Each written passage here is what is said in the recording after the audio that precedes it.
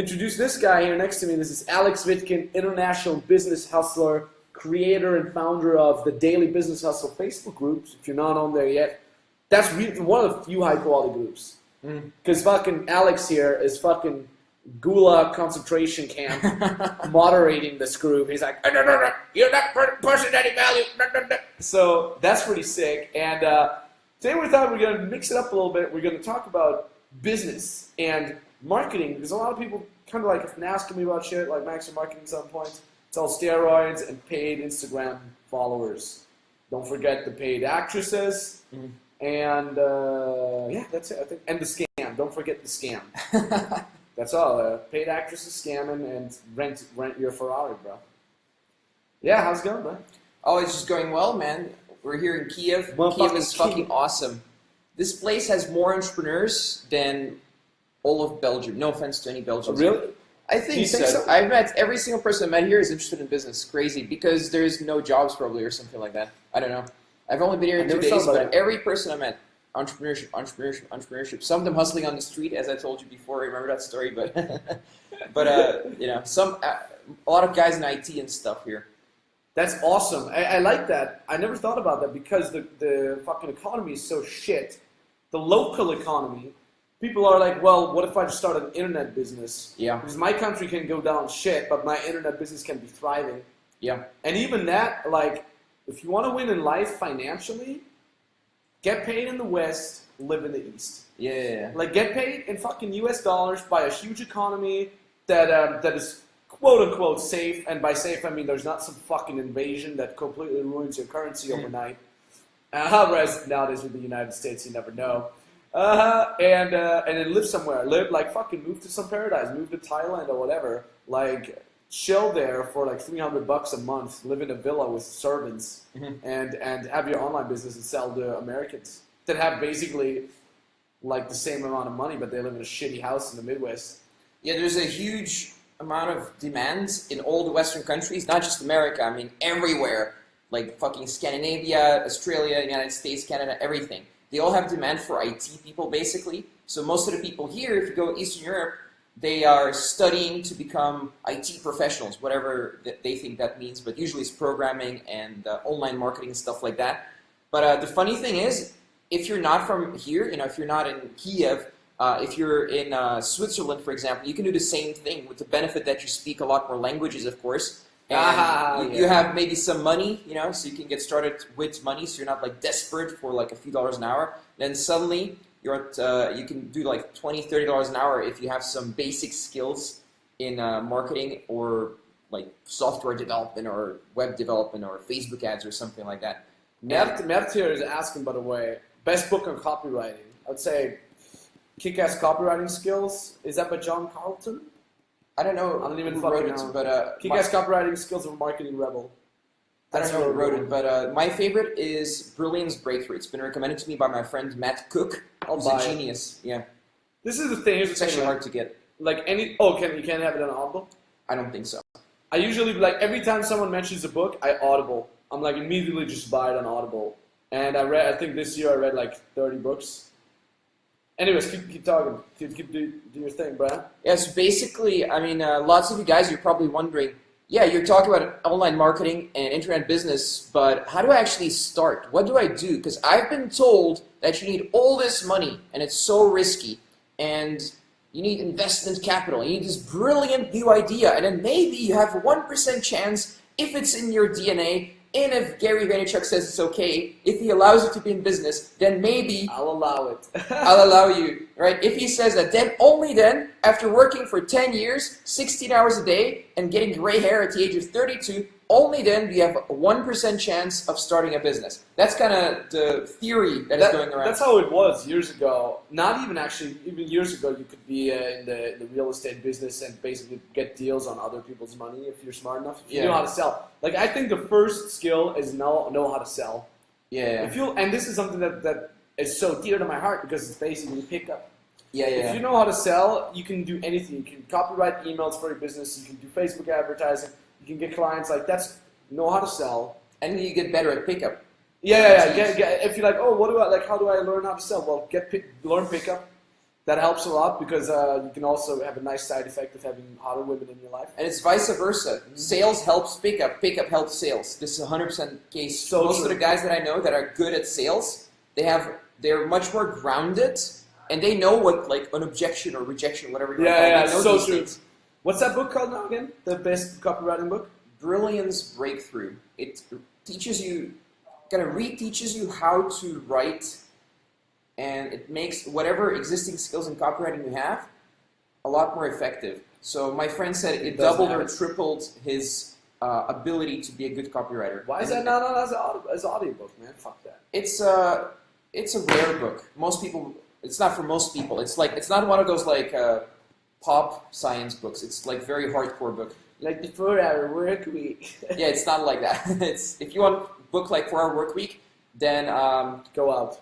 well, yeah, or read Ogilvy on advertising. He teaches some copywriting in there. Ogilvy on advertising. It's the founder of a very famous marketing agency from the 80s, and it still exists today. It's a billion-dollar Wow, company. that's funny, dude. That's hilarious. From the 80s, man. Yeah, and one of my mentors, Evan Pagan, he said basically, it You still know applies Evan today. Pagan? Well, I don't know him in person. I watched Okay. all his stuff basically when I was starting in business a few years ago, so that's when I watched his stuff. I never met him in Sick. person. That's awesome, though. What are people asking here? RSD banned from New Zealand? I don't think so. That's It's just we don't want to fuck sheep. Like, we're not interested in that.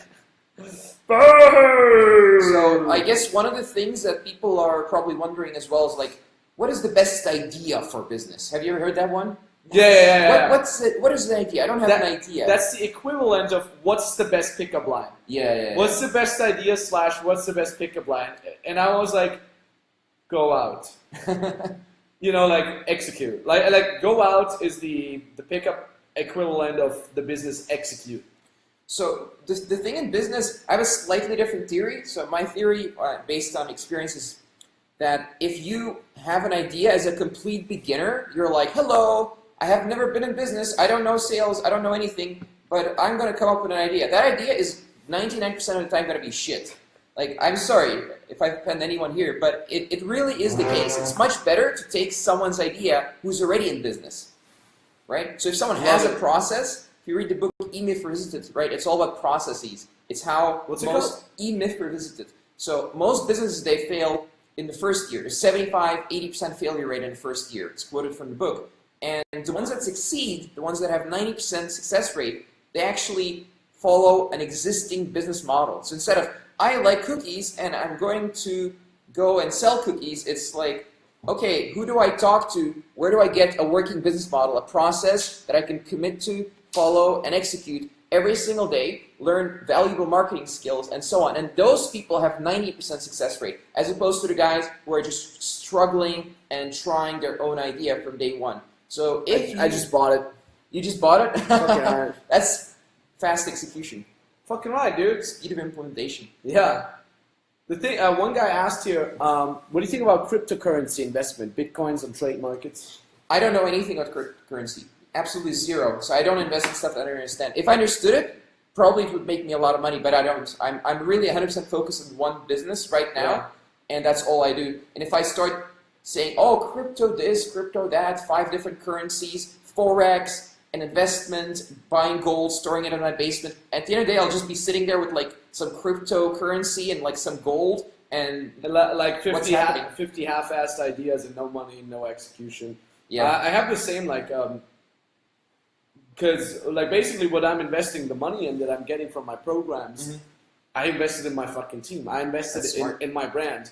I'm like, I don't know, like, this is what I know. I know how to create fucking videos en masse. And on YouTube homeboys here, I have so many fucking videos on YouTube coming up. They're literally online. I just have to click publish, click publish, click publish. And they're so good. And I have more that need to be edited and the more I have in there. I invest in that. I'm not going to invest in real estate now. I have the capital, but I'm not going to because I don't understand it. Did you talk to someone who invested in real estate?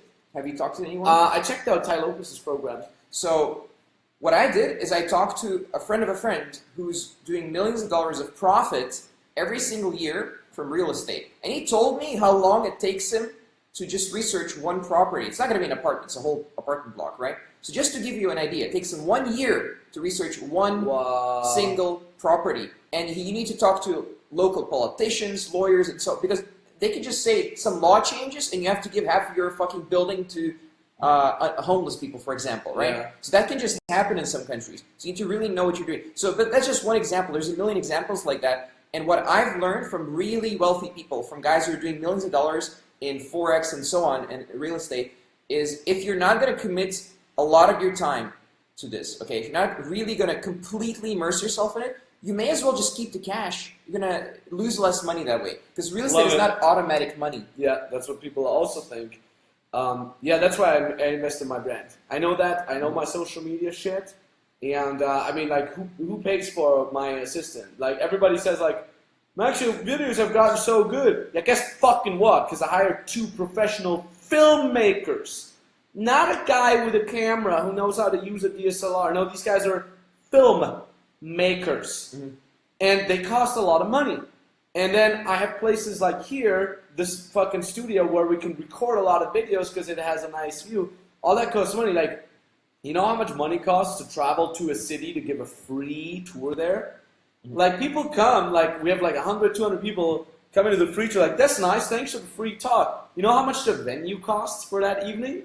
Yeah, I know. It's like, yeah, it's a lot. It's crazy. People don't realize this. And then the airfare for me, for my entire team, the entire gear that we have is like $70,000. Like, just the editing shit. We have so many computers here. All that stuff costs so much fucking money. And then we got to stay at a fucking Airbnb or a hotel. All that costs money. So I invest that. Like, that's, and I love that because I feel the value. It's like electricity in the air. Where I'm like, oh, that video's going to be so sick. Can't wait for every everyone to person watch from it. Max's team is fucking awesome. I met, I think, half your team yesterday, probably. That was probably just half. And it was all really cool guys, really hustling, really on top of their game. Fucking right, definitely. Let's see. Best college for business. Yeah, that was a good one, right? That was. Oh, is he troll? You think No, I don't think he. I don't. So best college for business. So I let me tell you. Okay, I went to 2 colleges. I have 2 marketing degrees. Oh, yeah? 2 business degrees. In Belgium or what? In Belgium, yeah. He's Belgian. Originally, yes. Right? Yeah. Well, originally it's a different question, but basically, I'm going to tell a story like Gary Vaynerchuk. No, but basically, people, you think that you're going to learn business in college, but after 4 years, I went to 2 colleges at the same time, and I got 2 degrees at the same time. So I have 2 pieces of paper that says Alexander Witkin, business, whatever, right? And it's useless. First 2 months in business, I learned more than 4 years and 2 college degrees. And I tell people this, they're like, no, that's not possible. I've invested so much money in, especially time in college, and they become defensive. But then they graduate and they're like, oh shit, I need to be like a secretary as my first job, like copying shit. And it's outside of my reality that you study for 4 years, then you need to be a fucking secretary, getting coffee for some cunt. Why? Why is it like that? For some. Cunt. I used to live with an Australian, so cunt, come here, cunt. So yeah, and basically first 2 months learned basics of sales right out of college. It was horrifying, you pick up the phone, you call some company to like, go fuck yourself, like, stop calling us, we don't want your websites, we don't want your videos. And then eventually, it's like cold approach, eventually you become a little bit good, you get like a $200 sale, and it went from there. That's what you did? Oh yeah. So you got out of college and you're like, fuck it, I want to make money. Where's the money? And then, what was the first step then? The first step, by the way, don't do what I did. What I did was fucking crazy. I'm so smart. I'm so good at business because I studied business. So I'm going to become a consultant, a business consultant. And I was selling videos and websites by messaging people on Facebook who had a business, and then also cold calling and going door to door. I did all those different things. I was dabbling hardcore also like an SEO blog that made a little bit of money, and then selling a different service. Maybe I'm selling the wrong service, but guess fucking what? It doesn't matter. Like, none of these things are actually important. What matters is all these things could have worked. Any single one of them, right? Even now it's, 9 years after, it would still work. The same things sold to the same people in the same way with cold calling would still work. But now it's a lot easier. You don't need to fucking cold call. You don't need to walk into businesses anymore because there is the internet. And it's actually very well developed now, almost worldwide. So you can pretty much just get on freelancing websites, for example, and there's people there like me. Sell to me, please. And if you learn some basic skills and you're not complete shit at delivering, or you learn while you deliver, then you can already start making money as a freelancer. That's fucking awesome. So what do you do now? Now after 6 years in business, everyone was asking me, Alex, how do you do this? And I didn't want to tell anyone, to be honest. I'm like, okay, I want to be a consultant. I don't want to teach people real business. I want to be a consultant helping existing businesses. That's what I did for basically 6 years. Yeah. So, and then after that, I started a YouTube channel with the idea of I'm going to create content and I'm going to get more consulting clients like that. But what happened was all the people who came to me, they're like, Alex, I want to learn how to start a business from zero, right? Because I got them on phone calls. Immediately after week 2, I was getting sales. I was doing $6,000 per month after week 2. And every single person, like 80% of people were saying, I don't have a business yet, you need to help me. I don't have a business yet, you need to help me. So eventually I thought, okay, it's a little bit of a scammy industry, but there's room to make it better. That's why there's an opportunity. And there's a huge demand. So I thought, okay, I'll start teaching people business. And that developed into a worldwide mastermind. We have 120 members right now from all over the world. And we have some millionaires, a few dozen guys doing... That's sick, man. Like 32 people doing 6 figures and so on. So now what's your YouTube channel? People asking. My YouTube channel is Vitkin. So Alexander Vitkin. Vitkin. Vitkin, cool. And it's the same, it's funny that you said that, it's the same with pickup. It used to be the scammiest of scam scenes ever. Yeah. Like you would have like some chode that would like sit here in front of a wall like us right now. It's like, I will teach you the one thing that you can whisper into her ear. Yeah. And she will want to fuck you, And you're like, whoa, bye, like, and then if you sign up now, you get the 4 CD series. Oh yeah, this owning her pussy. It was so creepy. And you would look the guy in the eye and you would know he's never banged a girl. He never opened a girl successfully, Like self-affirmations you listen to while sleeping. Yeah. Like he would read the game and then see himself pretty much as an expert, and then they would sell. So that's how the pickup scene used to be back in the days. And then the mystery stuff came, and then RSD evolved out of that, and now it's just like a bunch of cool dudes doing cool shit. Still some questionable methods, but overall it's evolved into something better. And I like that you said that it has room for improvement, right? Lots of room, yeah. Where's the bitch at? We're in Kiev, Ukraine right now. What's the name of the book that I showed earlier? Jeez, man, you can't. I showed it into the screen for like 1 million seconds. The E-Myth Revisited. I'm going to show it one more time here. It's a very good question here, by the way. Pop that question. So Luke Crawford, he's saying, thoughts on e-commerce versus a Facebook agency. I assume that you're asking whether or not you should become a person who owns an e-commerce shop, or if you should build your own agency and sell digital services. I assume that is your question, Luke. So if that is the question, here's the answer.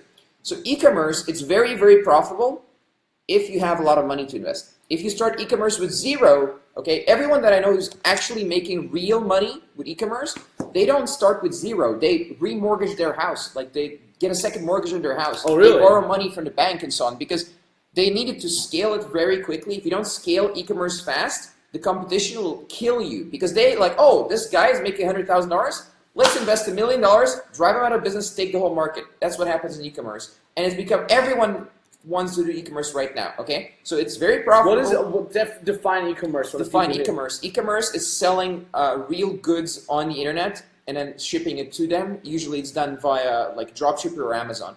So my advice, here's my actual advice, okay? Unless you're already have access to capital or can get capital somehow, I recommend starting an agency first, get paid first, make money as an agency, promote e-commerce for other people, and then you can invest money and all those skills that you've learned from doing the projects for other people, you implement it in your own business and start your own e-commerce store afterwards. Because the crazy thing is if you do e-commerce for other people first, guess what? you learn, but at the same time you get paid by them. Yep. You basically go to e-commerce people's stores, right? And you're like, hey, I'm gonna make it better for you. Give me money. They're like, cool. Here's budget. Here's your payment. Go. And now you start even experimenting. Even if you don't have much idea yet, you start experimenting, but you have cash flow coming in. And then you're like, okay, shit. From the last year, I've did this many campaigns. I've learned this much. Now I go take the best things from me, and I use it for my own shit. Yeah, right? exactly. Yeah. That's why we at RSD say a lot like, look, who's learning the most on a boot camp? The guy who pays $6,000 or me?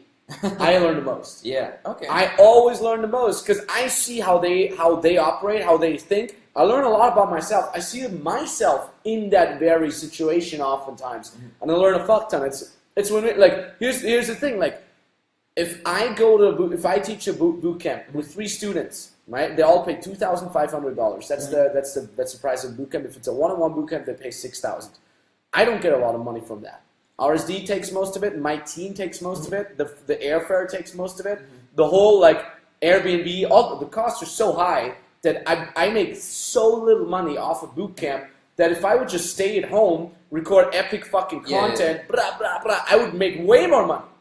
I would make so much more money just trying to reconnect. Okay, I would make so much more money by just staying at home creating digital content. But guess what? When I create digital content, I don't learn.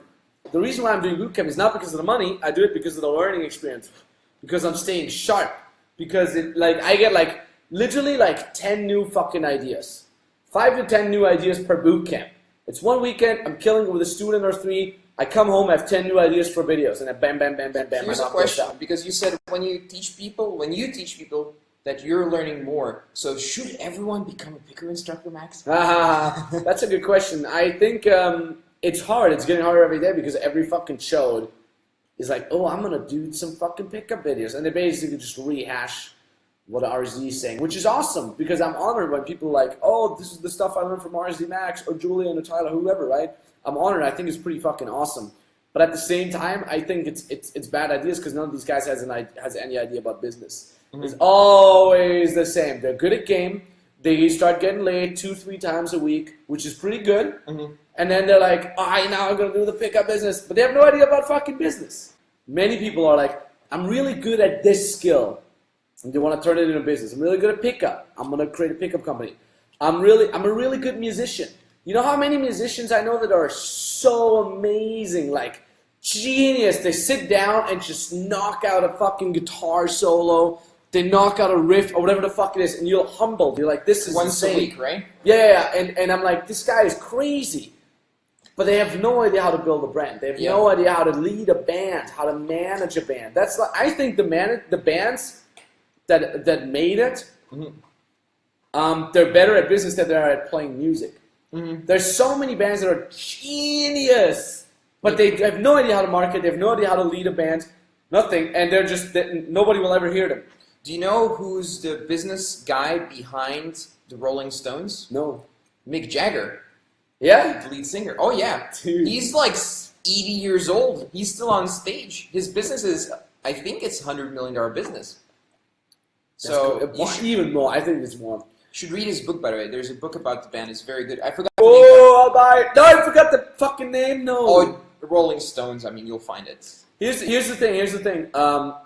They make way more. I've once heard how much AC/DC costs. Not how much they get paid, but how much they cost. If you let's say you create a festival and you I'm have AC/DC come, apart from the fact that they can't play anymore because the guitar is this senile, and their drummer paid some dude to kill his wife or some shit. Okay, that's pretty bad, yeah. They want to shit talk races here, but I think they cost like 120 million or something. For one performance. Yeah.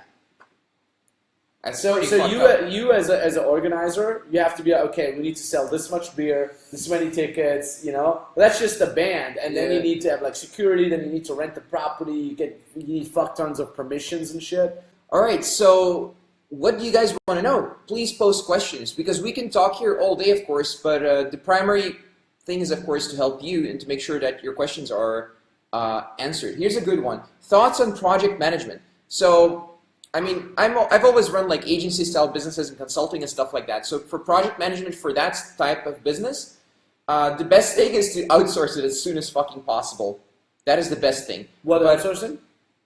What is outsourcing? No, what do you want to outsource? So someone's asking, what are your thoughts on project management? And I'm saying, as soon as you fucking can, outsource project management. So you hire a project manager who's doing all this logistical shit for you. Because most business people, and probably you as well, you don't want to be stuck in the mud like, oh, I need to send this email, and the client, I need to reply, and this guy is working for me, hasn't done his job. Like this shit, that is the best way to get stuck in business and hit a crazy plateau that is very hard to get out of, okay? So the best way is to just tell someone, you are responsible for this. You, no one else, I'm not going to follow up with you. You call me once a week and you tell me how the projects are going, right? And you that. And you give them a working system before you hand it off, of course. You have like some Asana project management tool or some other project management like Basecamp or some shit or Slack. Yes, exactly.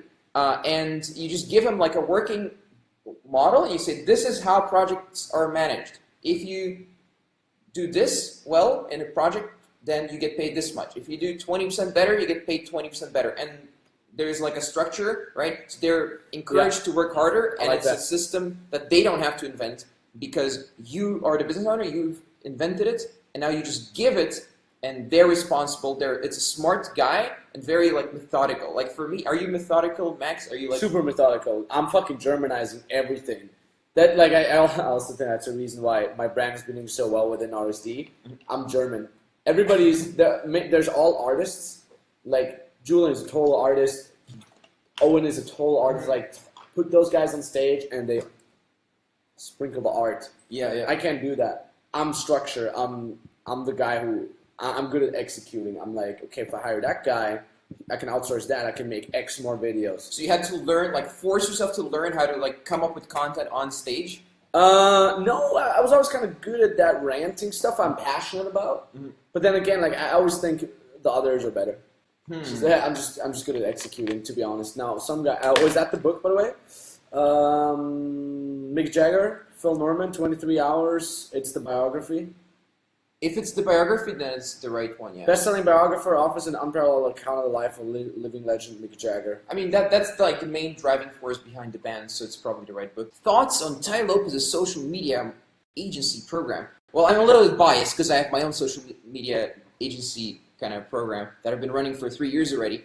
But I really haven't seen it, to be honest, so I can't really tell you. How much do you have to spend working each day when getting your first client for social media management, email marketing, website?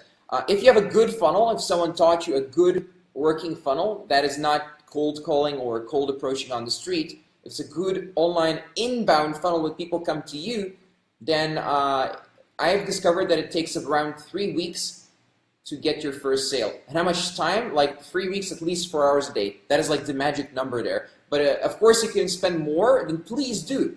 I recommend, my mentor is doing $100 million. Okay, he sells, he owns an e-commerce store. So he does $100 million, right? So he says that working more than 10 hours a day is overrated because the work done after those first 10 hours, 8 to 10 hours, he said. So after the first 8 to 10 hours, the work that's done then is actually lower quality, and the value that you get out of that is much smaller compared to the work that you can do in a highly structured, highly measured 8 to 10 hours a day. So, and most people, they think, oh, I don't know, this business stuff is going to take me 16 hours a day. No, it doesn't. I work 7 days a week, yes, but I don't work 16 hours a day. Mm-hmm. I used to, and then I went to the hospital. I ended up in the fucking hospital, right? Oh, yeah? After 2 years of that shit, you end up in a hospital with like weird stomach stuff or whatever. Stomach ulcers. Well, I don't think it was, but it was, it was pretty painful. But basically, 8 to 10 hours a day, and if you follow the right process, and you get clients on the phone, and you close them on the phone, then it takes around 3 weeks, 8 to 10 hours a day. So, quick tips for public speaking: make videos, and then maybe you want to answer that. I mean, that's what a friend of mine, Kevin, my business partner, you've probably seen him on my Snapchat and Instagram. Really good guy. Creates really good content nowadays. He's also like, he would like start recording his his sales videos for his sales funnel. And I'm like, I know you, dude. This is not how you sound like. You sound like a sleazy salesman, dude. Yeah. He's like, but how do I become natural? I'm like, here's what you do. You live stream every day. Ooh, yeah. Every day for 30 minutes after you're done, whatever. Make it part of your routine, right? You can, like, people are like, how do I, like, I don't have an audience to live stream. Yeah, now you do that online. You do it for your, like, 200 Instagram followers. He had 400 Instagram followers. He live streamed every day. Yeah. There was even periods where he had zero viewers. He would have, like, 2 viewers watching, and then the 2 viewers would go offline. He's like, I guess I'm still here. Dude, this was like 3 weeks ago, and now his public speaking is so much fucking better. He increased it by like easily 50% just within 3 weeks, just by doing live streaming every day. I have another trick, and that is to record yourself, and you can even do live stream as well, but then you download the live stream, and then you edit it in a video editing tool, and every time you say or or like or any stop word, anytime that happens, you edit it out. And you edit like a whole hour of that shit every day for 2 weeks. And then you're going to be, in 2 weeks, you're going to be master speaker. Because I love it. You're going to have like this emotional leverage never to make a mistake like that again. That's actually a good point. That's a really good point. I bought that Mick Jagger book now. It's probably going to be good. It's 23 hours, I guess that's the biography. That sounds like a very long book. There's a very good question here. What would you recommend for a 21-year-old that doesn't know his passion and about to go to college? I love that because it's exactly that. I don't know what to do, and so I'm just going to go to college. Mm-hmm. Stupidest thing ever. Like there's, like I think 90% of the world right now, they're like, I don't know what to do, so I'm just going to go get some shitty degree. Mm-hmm. And then like 4 years later, they're like, I'm just about to finish college, but I really don't want to. Like, should I quit college 3 months before I stop? Because 4 years I've been suffering on something that I don't give a shit about. Why do you go to fucking college? Like, college takes a lot. Like, if you want college to work for you, like, oh, I want to get a good things out of my college, then you gotta rip your asshole up. You gotta hustle so hard. If you dabble in college, you might as well do nothing. Yeah. It's just gonna waste your fucking time. So I'm just gonna go. I don't know what to do, Joe. I'm just gonna go to college and invest like 12 hours of my day studying something I don't give a fuck about. That's the mistake I did, and I didn't like. It's literally 3 years of my life down the drain. If I hadn't done game. But what I did was I took a lot of the spare time from the college and I learned how to pimp. I was reading business books. I'm like, what is this shit from college? Ugh. And I was reading like biography of this guy and Ogilvy like on advertising, like how to build a marketing agency. That's the kind of shit I was reading. And I went to school and they're like, here's the 4 P's of marketing. I'm like, huh? But none of these guys who are successful are talking about this.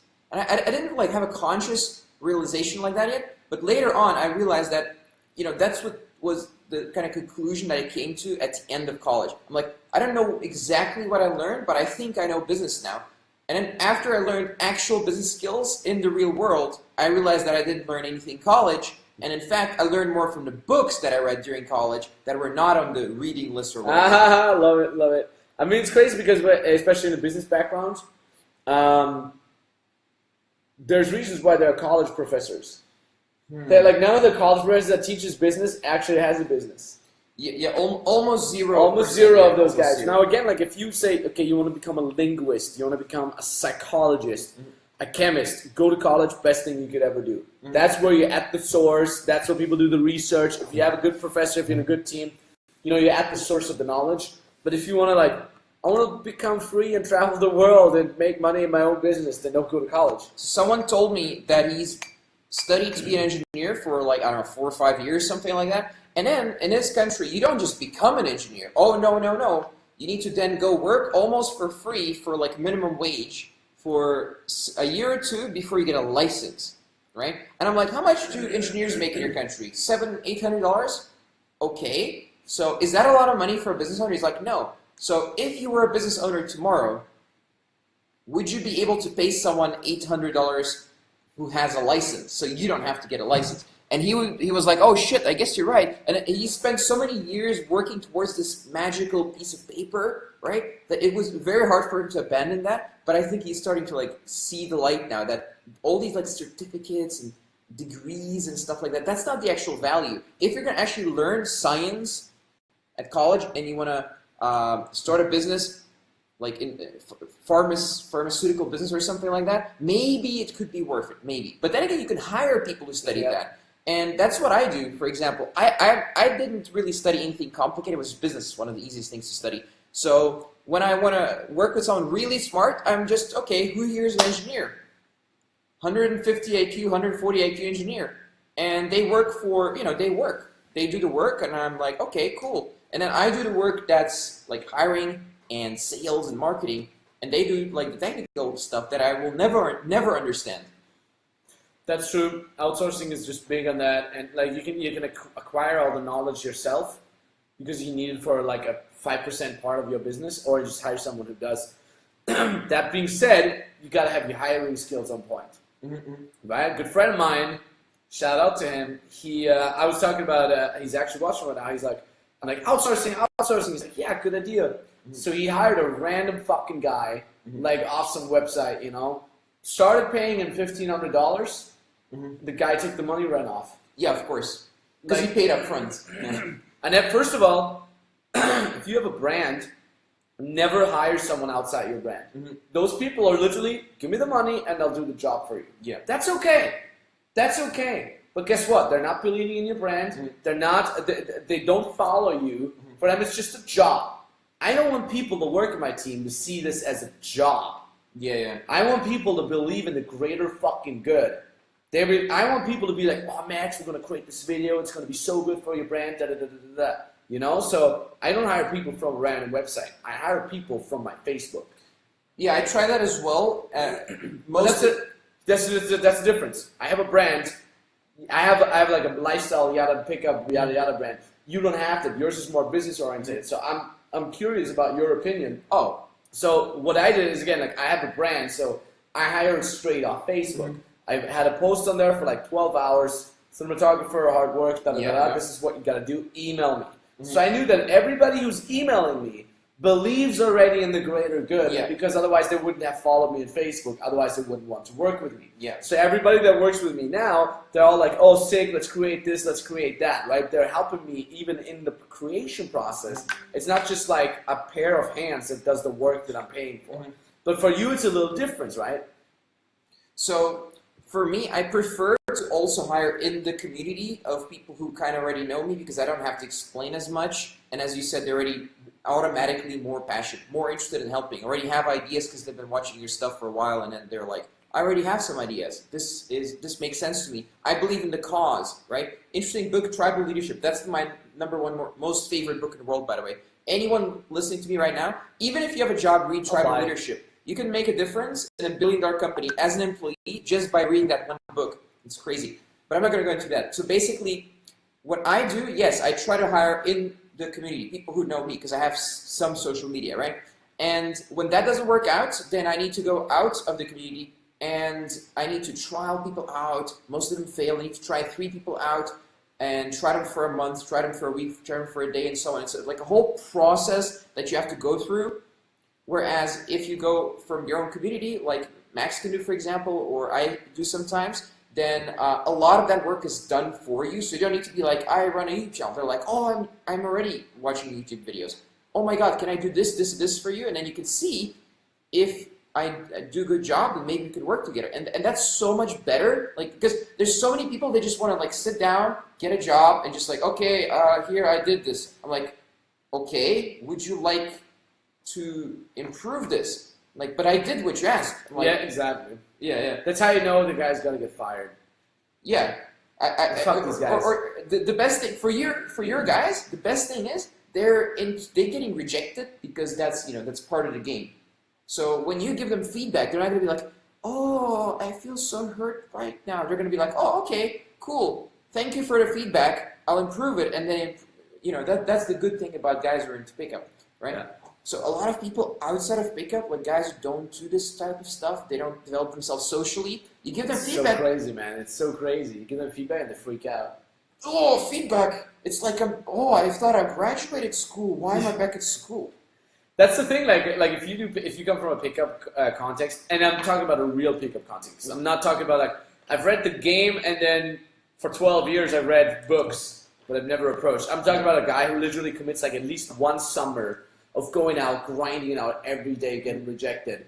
Those guys then can handle feedback because they get feedback every day, Feedback is just like, like this tiny little like stone that hits their back, and they're like, oh, okay. Exactly. I guess that means something. I guess I learned something now. Someone's saying, what is the best book in the world? According to me, the best book in the world, Bible. But he means the book that we mentioned, the Bible. So tribal leadership. Tribal leadership, yeah. Sorry. They don't have it on Audible, I just checked it. But I bought the 48 Laws of Power. They don't have tribal leadership? Try it, I didn't find it. Anyway, somebody asked me earlier, like, Max, something like, you're extremely good at building a brand recently. What's your tips on that? Like, I'd love to hear your opinion. Here's what I do. They don't have it, right? Motherfuckers. How is that possible? This is one of the most popular books on business. Anyway, so I think I have a gift when it comes to that. I think a big strength that I've always had is I would look at other people's Snapchat, other people's YouTube content, and I would filter out what I like. I wouldn't just, every time I'm on YouTube, every single video I click on, I don't just click on it, I click on it and I ask myself, why did I click? What was the thumbnail like? What was the title like? And then next time I'm uploading a video, I'm like, if I was me, how would I click on this video? And then I come up with a title. If I was me, and I want to promote, what made me buy this program? What made me look at that program? And that's what for example, I use that in Fearless.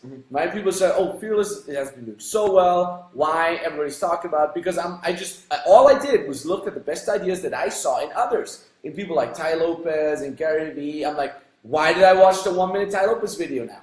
Why did I do that? And then I create exactly the same. Even to like a point where like, how does Ty Lopez sound when he tells people to sign up for his program?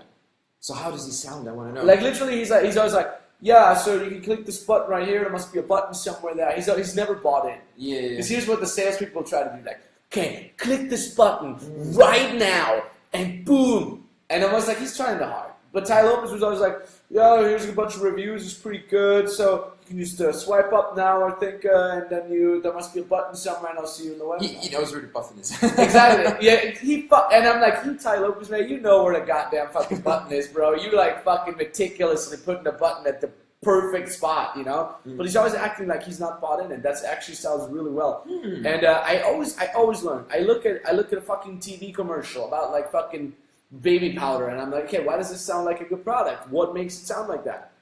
And then I look at Brandon Carter. I'm like, okay, like the pre-workout that he always wants to sell. Why do I want to buy this program, right? Why do I want to buy this product? Because he keeps mentioning it over and over and over. So that's what I did with Fearless. I kept mentioning it over and over. It's the same with the Natural. And then I said, you know what? People want to be part of something. They don't want to buy a program. They want to be part of a program. So I added all the challenges. And like, you guys do the challenges. You can win Fearless. And then boom, it pops up everywhere. And people are like, what is this? Like, why is there like 50 naked dudes taking a shower on my newsfeed? What is that? They're all using Fearless is coming. Hashtag Fearless is coming. Hashtag Fearless is here. What is that? What is that? Boom! Everybody goes to check out the website. That campaign was amazing. Yeah. Yeah, I look at things. Anywhere you go on the internet, there's Max. and I'm like, I want people to go on Facebook, have my stupid face. I want people to go on YouTube, see my stupid face. Yeah, I want people to see my stupid face. That's how I roll. Now, here's the thing. One last thing because you're already avidly reading other questions. Oh yeah. So that is next. That is how you persuade people to buy a program? Yeah. No, in my mind, I'm like, this program is so fucking good because it helped me a fuck ton because I went through all the challenges. I tried it on all my students. This is so good. It is my responsibility to offer it to as many people as possible. Yeah. People always think like selling is persuading people to buy shit. It's exactly the same frame that people come from in a pickup context. Like, what if the girl knows that you're pulling her? What if she's calling you out? Well, boo fucking woo, she knows you're pulling her. In my head, I'm like, girl, let's go, because there's a lot of epic shit coming your way. If you don't want it, I respect that. You can't be loved by anybody.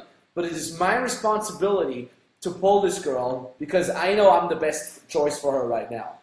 And it's going to help her. And that's exactly what I'm like. If I have a kick-ass program and I wouldn't promote the shit out of it, I wouldn't believe in the program. It's that easy. So what is your best method that you use to convince yourself that your program is the best program? I always, the thing is, that's what I like about pickup. it's got to be field tested. Mm-hmm. So it took you a while, right? Yeah, so when I brought up the natural, it's just 5 years of hardcore game for me. Mm-hmm. It was actually 6 years by the time it came out, because I started in 2010. So for me, it was like, this is 6 years of me putting the fucking teeth on the fucking rock and grinding it out. Mm-hmm. Approach by approach, and boom, now I bang 1 to 5 new girls a week. Here's how you can do that. So for me, it was easy. I'm like, I didn't like read some fucking book and summarize it. Like, I hope this works. Here's the program. No, I grinded it out myself. Mm-hmm. So by me just like putting the grind in for myself first, and then I'm like, maybe I should teach this. This would be pretty interesting. And then bringing out the program, I automatically believed in it. And then on top of that, I'm like, okay, let's try this fearless thing. I'm like, how could, if I would never get in my head again, if I would completely eliminate my own approach anxiety, how would I do that? Mm-hmm. So I wrote the program. This challenge, then this challenge, no, actually this challenge in between, and then this, and then that knowledge, and then I read that book, I can apply that. Cool, let's go out and try. I went through all the challenges, and I'm like, this is amazing. Yeah. And even while I recorded it, in my mind, if I had said, I don't feel it, it doesn't work, I wouldn't have fucking sold it. Mm-hmm. You know, by me just grinding it out over and over and over and over and over again, I'm like, this is so epic. Like, there was challenges where I'm like, this is so amazing. Everybody needs to do this. And that's how I knew this is going to be a sick program. And I think you went through like a whole journey. So a lot of people, when they start out, they're like, oh, I'm used to getting paid like the salary is $10 an hour or some bullshit like that. So how did you overcome? Because you had probably some jobs before as a student and stuff, right? A shitty job, yeah, man. Really shitty, like factory and waiting and whatever. Yeah, I was like tutoring kids for like $8 an hour. So how did you go from like that whole world of getting paid shit to saying, I deserve to have a massive launch. I deserve to, do all this stuff. In the beginning, I never cared about the money, actually. Mm-hmm. Right That's now, true. I do care about the money because I need to invest it, and I need to like, I can't just be like, I guess I hope I have enough cash flow to pay my team. Now I have to think about that. But before that, I was just like, I want to get the idea out. I want to reach as many people as possible. That's probably some narcissistic, egoic-driven reason. But that was for me in the beginning. I'm like, I want to reach everybody, reach as many people as possible. I made it. I'm a fucking shy nerd. I suck balls, and it's awesome. Stop hating. You can do it. Mm-hmm. That's always what I like to do. I like the helper syndrome, if you will, right? Yeah, like people who want to help other people because nobody helped them. Mm-hmm. So it's like probably like some deep pain body embedded in me. Like nobody helped me. I was helpless. I dug myself out of that. And because it was so harsh for me, I want to help people out to not have that harsh reality that I have to go through. Yeah, that's a good reason. I always I work with a lot of guys starting a business, and the very first fucking thing is why. And if they can't tell me why, and if they can't like find that out, because they don't have to know it up front, but we ask the questions. We will find out if there is a strong enough why that's not just cash, travel. That doesn't cut it, because you wake up in the fucking morning, you're not gonna sit there and watch TV. You're gonna run a fucking business. And it's sometimes it takes 6 months to get a sale. Yeah. So you're living off debt and maybe some savings for 6 months. I mean, that's what I did for a year. I accumulated $36,000 of debt while I was working with RSD. But I was happy, man. I was like, fuck it, man. You know, my bank would call me like every week. They're like, "Oh, was bank debt?" So yeah, that not only bank debt. It was because I borrowed money from friends, family, etc., but also from the bank. And they're like, so you have even less money now, like even higher rent numbers. Like, when's the money gonna come in? And I'm like, oh, just give me 1 more month. You know, like it's gonna come. I'll swear it's gonna come. And it didn't come for a year. I was lucky because I was living in I come from a 5,000 people cow town, so I live in a village. Mm-hmm. So the guy who manages my bank account went to school with me, so I know him personally. He's like, you know, man, I can't do this, man. And I'm like, come on, just like $2,000 more of a frame. He's like, that's all right, but next month the money gonna come in. I'm like, I got it, you know. For a whole year? Yeah. I baby stepped this guy for a whole year. Yeah. Then you paid him back, of course. So yeah. And then the first thing, so I started getting paid. So first I started paying my bank back, so I was back at zero. Yeah. Then I got money. Then the Max Hot Seat came out, which was most successful life program. It had to be, right? It probably had to be, yeah. And then all the money that came in there, I gave it straight back to my parents, to my friends, to my brother, etc. And then I reinvested it for the natural. brought out the natural. The production was insane for the natural. The cost of the production. Mm-hmm. Like we had to rent a whole studio plus apartments for me and my team, stuff like that. And then I reinvested it in a new cinematographer, then 2 new cinematographers on top of that new cinematographer. Better tours, longer tours, better quality programs, better equipment to record faster and high quality, to edit faster, etc., etc. Someone asked before, I saw a question, just to switch topics. Yeah. Someone asked a question, I'm just starting out, I don't have a portfolio, and I don't have any work reference. Work reference for employees, first of all, and portfolios, you can just get portfolios. You don't have to have a portfolio. So this whole idea of, you're just being bitch framed, basically. Like Oren Clough, I think, says that. You're just being bitch framed. Oh, we're here, like, we're like the CEO. Come sit here. Show us your, no, don't tell us your story, don't ask us questions, show your portfolio. Just being bitch framed. And the way to solve that is, you can get a portfolio just by, well, I'll tell you like the mindset and I'll tell you the actual solution to get a portfolio. So the first solution is, you can hire a freelancer and he has a portfolio. Use his fucking portfolio. What is hire? You can just use it? You don't have to actually like hire him. You agree, you talk to him, and you say probably I'll work with you, which is true. Probably you will work with him once the project comes in. You're not going to pay him up front, and then like, can I use your portfolio to get the sale? Yes, right. There's absolutely nothing wrong with that, because the person who created the portfolio, who did all the work, he's basically your business partner. He's on your team, yeah. On your team, not business partner. So that's the kind of the technique. There's many more solutions to this, but I really don't usually tell people this secret. But okay, so the second solution is the mindset solution, and that's how to solve the whole bitch frame, right? So you just say, okay, I understand that you want to see my work, but before we continue with case studies and exactly how businesses like your business have gotten results in the past, what about we first discover if we even want to work together? Because like showing you this and showing you that, what is the purpose of that? Like, I just want to be fair to you and me, and if we determine that we potentially want to work together, I will show you exactly how businesses like your business have gotten results with me in the past. And after that, you can potentially even skip that or just talk theoretical stuff and not really even show the portfolio, right? So you could do that. But of course, it's better if you just have the freelancer on standby and use this portfolio, because then you just grab a portfolio, a PDF, here's a PDF presentation with my portfolio, right? And here's exactly the kind of people, right? You can even do it on a second call if you want. Here's exactly the kind of people that I used to work with that is exactly like your business and got results using the same stuff that we discussed in the phone call, right? And you can have 10 freelancers on standby, so you can have portfolios from 10 freelancers if you want, right? A great book for that, for these kind of negotiations, is Pitch Anything by, let me show it to the camera. Pitch Anything, really good, like about frames, about how to fucking own the frame, and how to not get, how did you call it, bitch framed? Bitch framed. How to not get bitch framed. Pitch Anything by Oren Clough. Pitch Anything. Pitch Anything, an innovative method by Oren Clough. I think he used to be an RSD student, if I'm not mistaken. Oh yeah? I mean, it sounds like the whole book sounds quite pick-up-y a little bit. So, I've heard. Absolutely Someone possible. told me, yeah. A Bert tweeted that to me.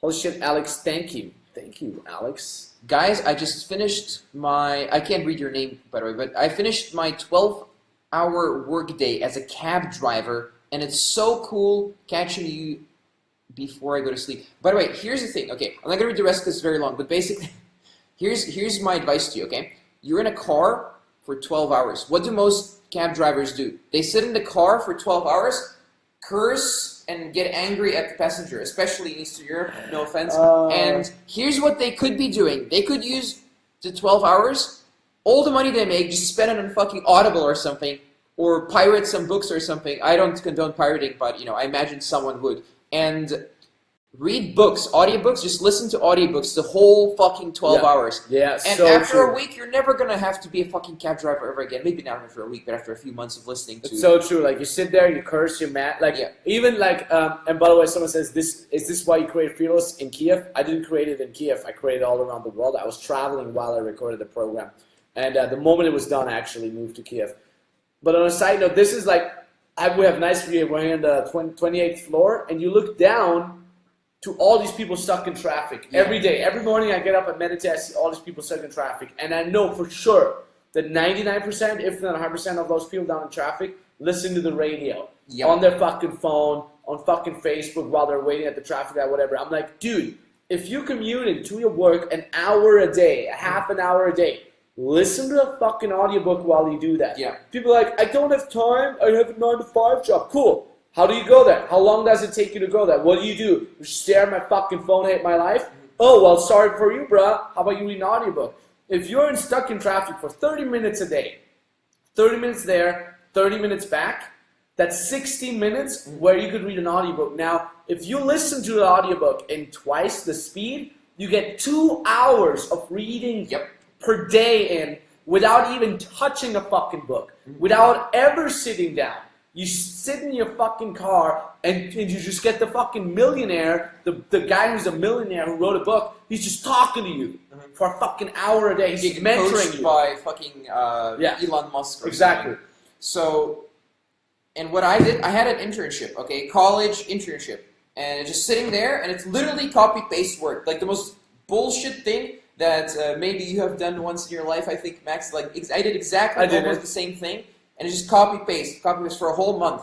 Guess what I had playing in the background in my secret earpiece, right? Like a little white cable here. I just had like PDF files with it wasn't even audiobooks because I didn't know how to download audiobooks. Automatically read them out? Yeah, there's a button in PDF Acrobat Reader, and it automatically reads it to you. The most robotic gay voice ever. Oh, it's man. like, and then you go and get tails. It's like. This is so crazy. And I listened to that for months, right? And right after that, I graduated, and I'm like, fuck this! I'm never doing this shit again.